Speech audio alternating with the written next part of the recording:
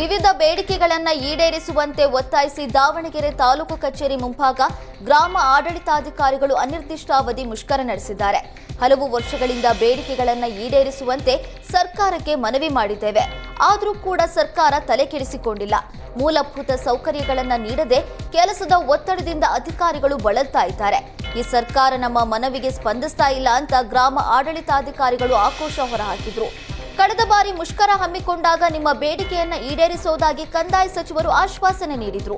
ಆದರೆ ಇದುವರೆಗೂ ಯಾವುದೇ ಮನವಿಗೆ ಸ್ಪಂದಿಸದೆ ಆಶ್ವಾಸನೆ ನೀಡಿರುವುದನ್ನು ಕಾರ್ಯರೂಪಕ್ಕೆ ತಂದಿಲ್ಲ. ಆದ್ದರಿಂದ ಬೇಡಿಕೆ ಈಡೇರುವವರೆಗೂ ಅನಿರ್ದಿಷ್ಟಾವಧಿ ಮುಷ್ಕರ ಮಾಡ್ತೇವೆ ಅಂತ ಎಚ್ಚರಿಕೆ ನೀಡಿದ್ರು. ಉಡುಪಿಯ ನೇಚಾರಿನ ತಾಯಿ ಹಾಗೂ 3 ಮಕ್ಕಳ ಹತ್ಯೆ ಪ್ರಕರಣದಲ್ಲಿ ಟ್ವಿಸ್ಟ್ ಸಿಕ್ಕಿದೆ. ಆರೋಪಿ ಪ್ರವೀಣ್ ಚೌಗುಲೆ ಕೃತ್ಯಕ್ಕೆ ಬಳಸಿದ ಕಾರನ್ನ ಸಾಲದ ಕಂತು ಪಾವತಿಸದ ಹಿನ್ನೆಲೆ ಬ್ಯಾಂಕ್ ಸಿಬ್ಬಂದಿ ಉಡುಪಿಯ 2ನೇ ಹೆಚ್ಚುವರಿ ಜಿಲ್ಲಾ ಮತ್ತು ಸತ್ರ ನ್ಯಾಯಾಲಯಕ್ಕೆ ಅರ್ಜಿ ಸಲ್ಲಿಸಿದ್ದಾರೆ. ಸಲ್ಲಿಸಿರುವಂತಹ ಈ ಅರ್ಜಿಗೆ ವಿಶೇಷ ಸರ್ಕಾರಿ ಅಭಿಯೋಜಕರು ಆಕ್ಷೇಪಣೆ ಸಲ್ಲಿಸಿದ್ದಾರೆ.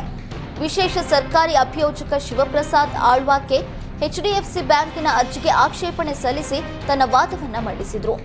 ಆರೋಪಿ ಕೃತ್ಯ ಎಸಗಿದ ಹಿಂದಿನ ದಿನ ಅದೇ ಕಾರಿನಲ್ಲಿ ಹೆಜಮಾಡಿ ಟೋಲ್ ಮೂಲಕ ಸಂತೆಕಟ್ಟೆ ಕಡೆಗೆ ಹೋಗಿರೋದ್ರಿಂದ ವಿಚಾರಣೆ ಸಂದರ್ಭ ಟೋಲ್ ಸಿಬ್ಬಂದಿ ಕಾರನ್ನು ಗುರುತಿಸಬೇಕಾಗಿದೆ.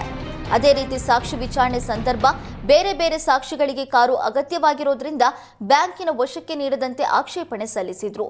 ಬ್ಯಾಂಕಿನ ಪರ ವಕೀಲರು ವಾದ ಮಂಡಿಸಲು ಸಮಯಾವಕಾಶ ಕೇಳಿದ್ದು ವಿಚಾರಣೆಯನ್ನು ಫೆಬ್ರವರಿ 20ಕ್ಕೆ ಮುಂದೂಡಿ ಆದೇಶ ನೀಡಿದ್ದಾರೆ. ಬೆಂಗಳೂರು ಜೈಲಿನಲ್ಲಿರುವ ಆರೋಪಿ ಪ್ರವೀಣ್ ಚೌಗುಲೆಯನ್ನ ವಿಡಿಯೋ ಕಾನ್ಫರೆನ್ಸ್ ಮೂಲಕ ನ್ಯಾಯಾಲಯಕ್ಕೆ ಹಾಜರುಪಡಿಸಲಾಯಿತು.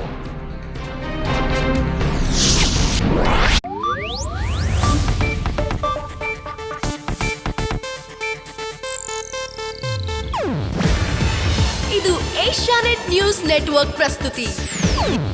ನೀವು ನೋಡ್ತಿದ್ದೀರಾ ಏಷ್ಯಾನೆಟ್ ಸುವರ್ಣ ನ್ಯೂಸ್.